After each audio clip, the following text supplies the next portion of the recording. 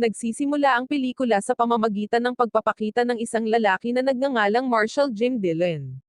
Siya ang malaking boss ng pulis sa isang maliit at tahimik na lungsod na tinatawag na Horse Cave. Napakaliit ng lungsod na ito na wala pang 1,000 tao ang naninirahan dito. Ang pangunahing gawain ni Marshall Jim ay tiyaking mananatiling mapayapa at maganda ang lahat, at mayroon siyang mapagkakatiwalaang sidekick, si Deputy Matt Reynolds, na tumutulong sa kanya. Isang araw, medyo nagiging kakaiba ang mga pangyayari. Dalawang miyembro ng mga bikers ang nagpakita sa lungsod. Nakita sila ni Deputy Matt habang dumaan sila sa istasyon ng pulisya. Nagtataka siya at tinanong si Jim kung bakit pumasok sa kanilang lungsod ang mga bikers na iyon. Ito ay medyo kakaiba dahil hindi nila karaniwang nakikita ang mga bikers na pumupunta sa kanilang lungsod, lalo na sa umaga. Ngunit sinabi ni Jim kay Matt na huwag mag-alala, sa tingin niya baka nagkamali lang ng dinaanan ang mga bikers at napunta sa lungsod nila nang hindi sinasadya. Lumalabas na hindi lang si Matt ang nagulat nang pumasok ang mga bikers na ito sa isang kafe. Ang mga mata ng lahat ay nakatingin sa kanila na may hinala. Nagtataka ang mga tao kung ano ang pinaplano ng mga lalaking ito. Ang isa sa mga nagmomotorsiklo, isang lalaking nagngangalang Shovelhead, ay nagdudulot ng kaguluhan. Hindi nagtagal pagkatapos nilang pumasok sa kafe, nagsimula siyang magpupumilit na bumili ng alak mula sa may-ari ng kafe, na si Kathy. Gayunpaman, matatag na sinabi ni Kathy na hindi sila nagbebenta ng alak sa umaga. Hindi natuwa si Shovelhead sa kanyang tugon at patuloy na nagpupumilit na bumili ng beer. Nagalit si Kathy kay Shovelhead at pinalo siya ng bote sa ulo. Kaya, dito natin malalaman kung masamang tao ba talaga si Shovelhead. Nagalit siya at hinahamon si Kathy na makipag-away, at pagkatapos ay naroon ang kanyang kaibigan na si Jarhead na nasa likod at pinapanood ang buong pangyayari. Mapalad para sa lahat, dumating si Marshall Jim sa kafe sa tamang oras. Pumasok siya at itinigil ang laban, binugbog niya si Shovelhead at dinala siya papunta sa istasyon ng pulisya. Ngunit si Shovelhead lamang ang hinuhuli niya, at pinaalis si Jarhead na parang walang kwenta.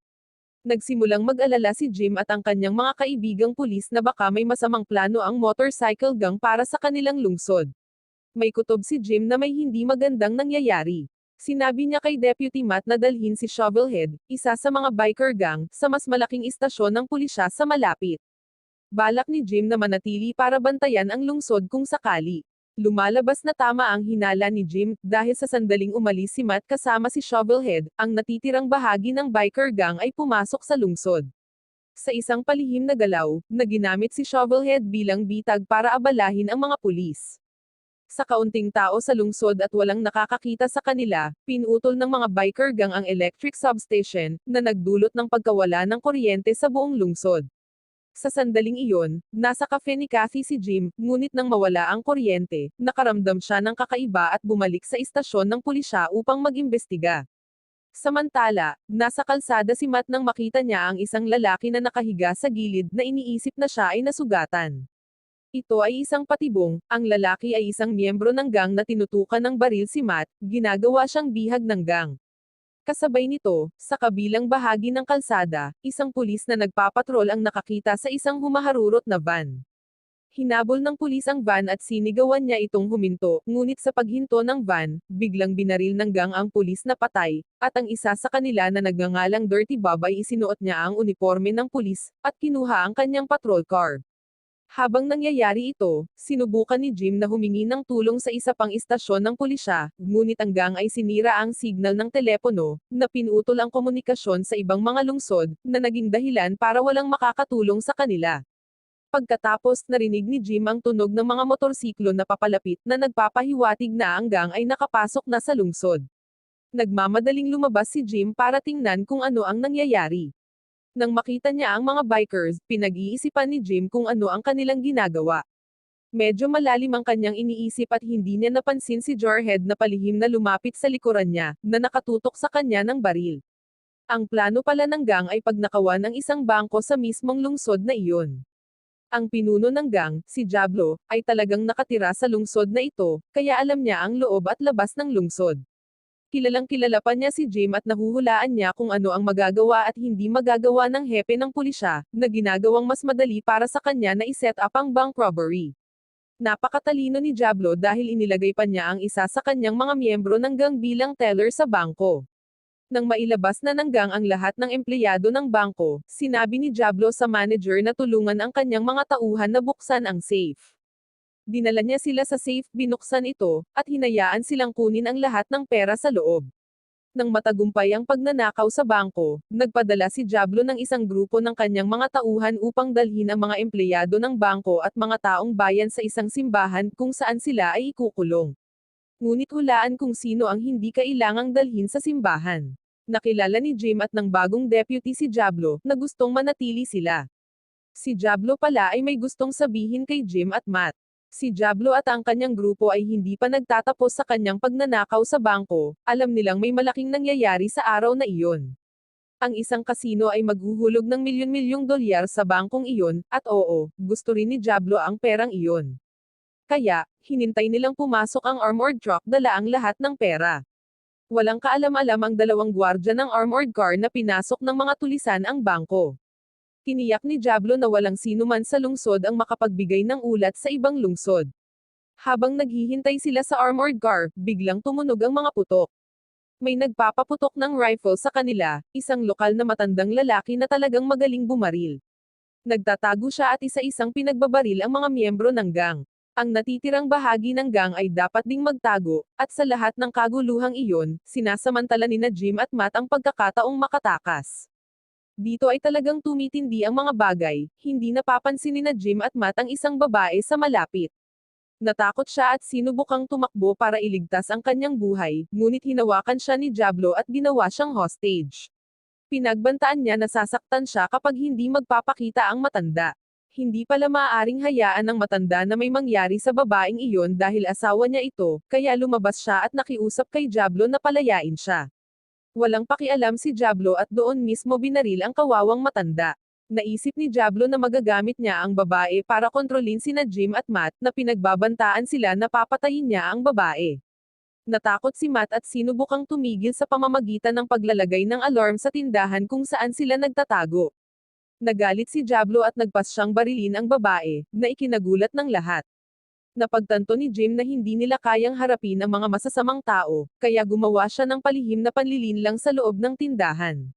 Siya at si Matt ay lumabas sa likuran habang ang ilang miyembro ng gang ay lumapit sa tindahan. Lumalabas na naglagay si Jim ng bomba at kapag buksan ng gang ang pinto ng tindahan, ito ay sasabog. Pagkatapos noon, nagpa siya sina Jim at Matt na maghiwalay, na iniisip na mas madaling bantayan ang gang sa ganoong paraan. Hindi agad sila hinabol ni Diablo at ng kanyang mga kaibigan, naghihintay sila sa armored car. Nanatili sila sa bangko na nagpaplanong sorpresahin ang mga gwardya ng armored car. Nang dumating ang armored car, naramdaman ng driver na may kakaibang nangyayari, at inutusan niya ang kanyang kasama na maunang pumasok sa bangko upang tingnan ang mga bagay-bagay. Walang kamalay-malay, nasa loob na ang mga tulisan, na naghihintay. Hinuli nila ang gwardya, pumunta sila sa truck, at sinabihan ang driver na buksan ang likuran. Nang tumanggi siya, binaril ni Diablo ang gwardya, at pinasabog nila ng mga pampasabog ang likod ng truck. Nang makuha na nila ang pera, dumiretso sila sa simbahan kung saan nila hostage ang mga tao. Plano ni Diablo na kunin ang atensyon nina Jim at Matt sa pamamagitan ng paglabas ni Cassie sa simbahan, na naglalayong gamitin siya bilang bitag. Sa mga oras na ito, malapit si Matt sa simbahan na armado ng isang mahabang baril na rifle. Siya ay naglalayo na patayin si Diablo sa kanyang sariling kamay sa pamamagitan ng pagbaril sa kanya mula sa malayo, ngunit pinigilan ni Jim si Matt na gawin ito. Pinigilan siya ni Jim dahil hindi masyadong magaling si Matt sa long-range shooting, at alam iyon ni Jim. Nag-aalala siya na baka tumama ang bala kay Kathy, na naroon mismo malapit kay Diablo. Kaya si Jim ay gagawa ng mga bagay habang pinapanood si Matt. Ngunit si Matt ay hindi na lamang uupo doon. Sumalungat siya sa plano ni Jim at ibinigay ang sarili kay Diablo. Umaasa siyang makukumbonsi nito si Diablo na palayain si Kathy. Ngunit narito ang twist, si Jim ay nagpasya na kumuha pa rin ng isang putok, kahit na nakita niya si Matt na sumuko sa mga tulisan. Tinutukan niya at pinaputukan ang isa sa mga miyembro ng gang. Nagalit dito si Diablo. Sinabihan niya ang ilan sa kanyang mga kaibigan na kunin sina Kathy at Matt at kaladkarin sila pabalik sa simbahan. Samantala, si Diablo at ang kanyang grupo ay hinahanap si Jim. Hindi nila alam, nag-set up si Jim ng mga bitag sa paligid ng simbahan, kabilang ang isang bitag na nakatago sa isang kotse. Biglang sumabog ang kotseng iyon nang buksan ng isa sa mga tulisan ang pinto nito.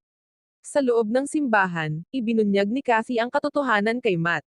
Sinabi niya sa kanya ang tungkol sa isang radyo na nakatago sa isa sa mga silid.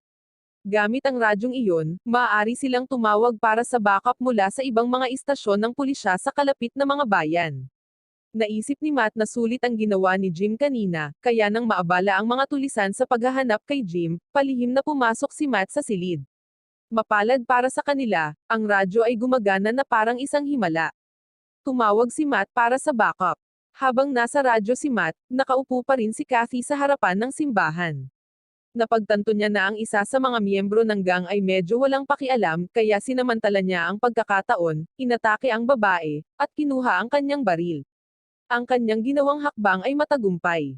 Matapos ibagsak ang miyembro ng gang, sinabi niya sa lahat ng mga bilanggo na lumipat sa isang ligtas na lugar. Sa kabilang panig ng bayan, na-corner si Jim sa isang shootout kasama si Diablo at isa sa kanyang mga miyembro ng gang. Saglit silang nagpalitan ng putok, at sa wakas, napatay ni Jim ang mga tulisan. Ngunit nagawa ni Diablo na makatakas gamit ang kanyang sasakyan. Sumali siya sa iba pa niyang gang at nag-usap sila tungkol sa paparating na pulis mula sa isang kalapit na bayan. Naisip nila na kailangan nilang hatiin ang ninakaw na pera bago dumating ang mga pulis. Kaya nagpa siya si Diablo na harapin si Jim, at ang tanging iniisip niya ngayon ay ang makatakas bago dumating ang mga pulis. Ngunit nang tatakas na si Diablo, nagpakita si Jim at binaril ang kasama ni Diablo. Nakalulungkot, naubusan ng bala si Jim nang malapit na niyang patayin si Diablo. Sinamantala ni Diablo ang pagkakataon at kinuha ang natitirang pera, ngunit hintayin natin, dahil hindi pa nagtapos ang kwento. Dumating si Kathy sa eksena na may dalang kabayo at rifle. Ibinigay niya ang mga ito kay Jim para masundan niya si Diablo. Walang pag-aaksaya ng oras, sumakay si Jim sa kabayo at hinabol si Diablo, na mabilis na tumakbo palayo sakay ng isang ninakaw na motorsiklo. Ang paghabol ay hindi nagtagal, nagawa ni Jim na mabaril ang motorsiklo ni Diablo, na bumagsak ito sa kalsada. Sa puntong iyon, medyo nahihirapan na si Diablo. Hindi na siya makatakbo dahil sa nasugatan niyang binti. Gayunpaman, wala nang awa si Jim na natitira sa kanyang isip.